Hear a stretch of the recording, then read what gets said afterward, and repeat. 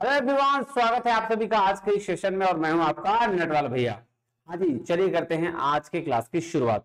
देखिए जी, एक छोटा सा टॉपिक है हायर एजुकेशन में, जो मिनिस्ट्री ऑफ एजुकेशन में आपकी एक बॉडी ऐड हुई है ना, IKS, इंडियन नॉलेज सिस्टम। अब ये बॉडी क्या है? बेसिकली रिसर्च स्कॉलर्स के लिए या रिसर्चर्स के लिए, ये अपने इंडिया लेवल पे जितने भी लैंग्वेज हैं उन सब में रिसर्चर्स को आपका प्रमोट करती है पेपर लिखने के लिए, है ना।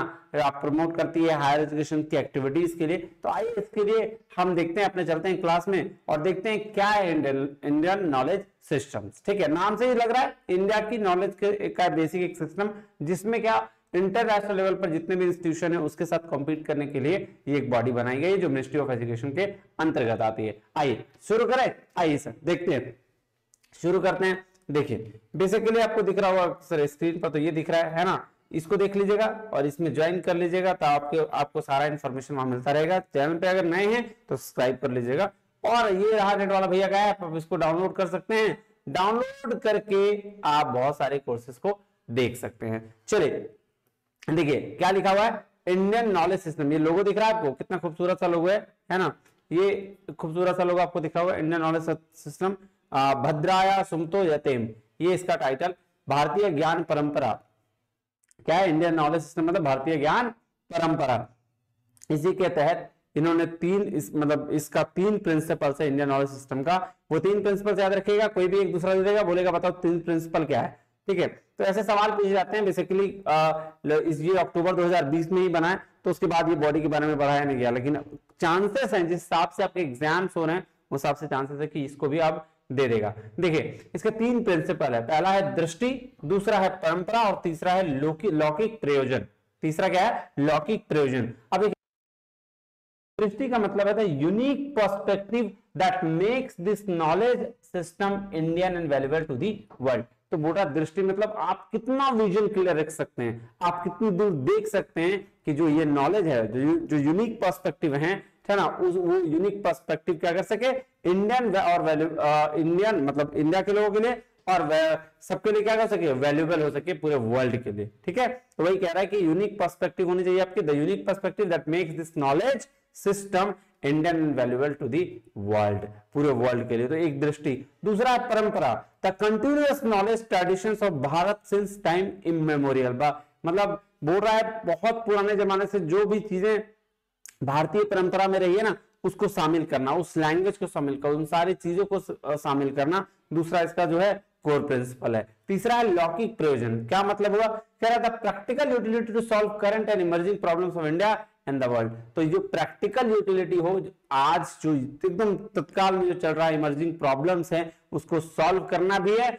और किस वे में सॉल्व करना भैया? भारतीय परंपरा के वे में, भारतीय लैंग्वेजेस को लेके हुए ध्यान में रखते हुए, है ना। तो ये क्या है? दृष्टि, परंपरा और लौकिक प्रयोजन। VVI लिख लीजिएगा इसको, ये आएगा ही आएगा, है ना। ये आने वाले में से ही है, ऐसे वाले में से नहीं है। क्लियर है जी? आइए देखते हैं क्या कह रहा है, ध्यान से देखिए। कह रहा है इंडियन नॉलेज सिस्टम डिवीजन यानी IKS डिवीजन क्या है? Of the ministry of education was established in October 2020 with a vision to promote interdisciplinary and transdisciplinary research on aspects of IKS। मतलब भारतीय ज्ञान परंपरा के तहत इंटरडिसिप्लिनरी भी और ट्रांसडिसिप्लिनरी भी रिसर्च को प्रमोट करने के लिए बनाया गया। क्या सर? IKS को बनाया गया on all aspects of IKS। preserve and disseminate a deeper understanding and appreciation of IKS for further research and societal applications. तो मिला जुला के भाई साहब किसके लिए किया गया?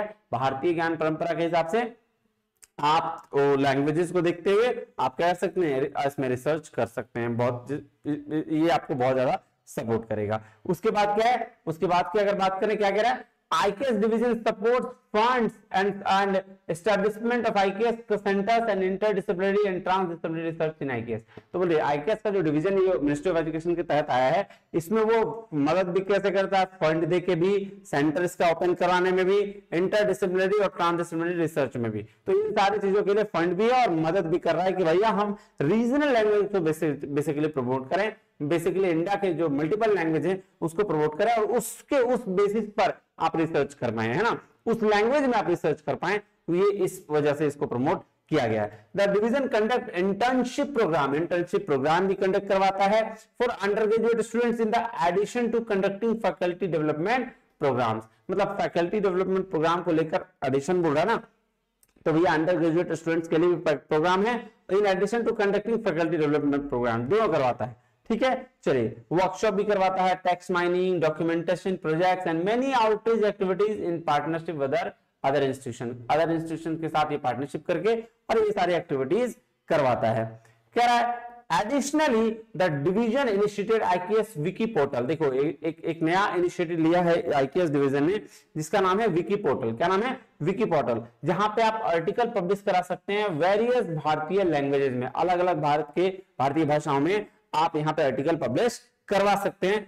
Fostering a broader dissemination and engagement with traditional knowledge system. क्या है? विद ट्रेडिशनल नॉलेज सिस्टम के साथ आप यहां पे एंगेज कर सकते हैं अपने रिसर्च को, अपनी आर्टिकल को। क्लियर है बात? जी सर। कह रहा है main objective of IKS division is to be go beyond merely acknowledging the existence of Indian knowledge system. तो समझ रहे हो, ये कह रहा है कि भैया बियॉन्ड जान के काम करना है, जो इंडियन नॉलेज सिस्टम है उसके बियॉन्ड, जो एग्जिस्टिंग में है, एग्जिस्टेंस में है, उससे बियॉन्ड भी जाके कुछ काम कर पाए, ऐसा काम करने के लिए इसका ऑब्जेक्टिव बनाया गया है ना, आईकेएस डिवीजन बनाया गया है। And to rejuvenate and mainstream it by integrating it into the fabric of our education research ecosystem for the contemporary world. तो बोल रहा भाई साहब पुरानी चीजें जो हमारी भारतीय परंपरा सभ्यता में है उससे कुछ नया निकालकर इसको वर्ल्ड के लेवल पर कैसे बना सकते हैं, इसके लिए इसको बनाया गया, इसके लिए ये बॉडी को ये किया गया, क्रिएट किया गया। ठीक है, it further seeks to bridge the gap between the traditional Indian knowledge and system and contemporary knowledge system. देखो यही तो मैं बोल रहा हूं कि जो ट्रेडिशनल हमारी पुरानी नॉलेज सिस्टम थी और हमारी अभी की नॉलेज सिस्टम, इसको मर्ज करके कैसे कुछ नया क्रिएट किया जाए, उसके लिए बॉडी बनाई गई है। कह रहा बाय डूइंग सो, ये करने के बाद क्या होगा भाई साहब, ये करने के बाद कह रहा था IKS division aims at cultivating a living tradition that fosters the creation of new knowledge and inspire the development of future innovators and scholars based on the Bharatiya paradigms of knowledge generation and transmitter. तो क्या कह रहा है, ये सब करने से क्या होगा कि हम जो ट्रेडिशन में पुराने में थे उससे नई नॉलेज निकल के आएगी और नया नॉलेज जो फ्यूचर इनोवेटर्स होंगे, जो फ्यूचर रिसर्चर्स होंगे, उसको भारतीय पैराडाइम में काम करने का फिर मौका मिलेगा। ठीक है, in other words IKS division is not satisfied discussing about the सुसूत्र, Aryabhata, Agastya and other venerated Acharya. We actively strive to create an ecosystem that will inspire and give rise to many more Sushruta and Aryabhat। देखो इसका line समझो, ये क्या seriously कह रहा है कि ये नहीं कह रहा है कि भैया हम लोग इस चीज में सेटिस्फाई नहीं है कि हम सुश्रुत, आर्यभट्ट और अगस्त्य को हम उसको पढ़ें और उसके बारे में बहुत सारी चीजें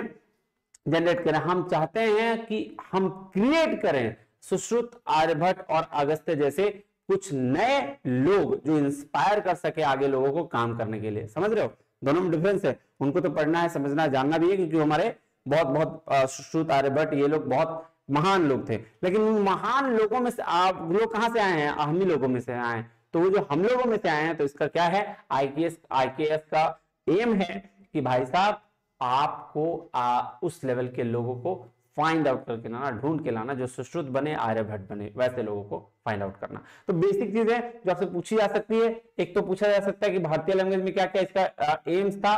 ठीक है, ऑब्जेक्टिव पूछी जा सकती है ना, इसका क्या क्या प्रोग्राम्स कराता है ये पूछा जा सकता है, इसके साथ साथ कौन से मिनिस्ट्री में कब आया डेट ये पूछा जा सकता है, और ये तीनों कोर प्रिंसिपल्स ये आपसे पूछे जा सकते हैं। ठीक है, तो ये बात ध्यान में रखिएगा, वेरी वेरी इंपॉर्टेंट है। बस 5-7 मिनट के तो होंगे, वीडियो देख लीजिएगा, है ना, मजा आएगा। चलिए फिर मिलते हैं अगले वीडियो में, तब तक के लिए बहुत बहुत धन्यवाद, थैंक यू वेरी मच, जय हिंद।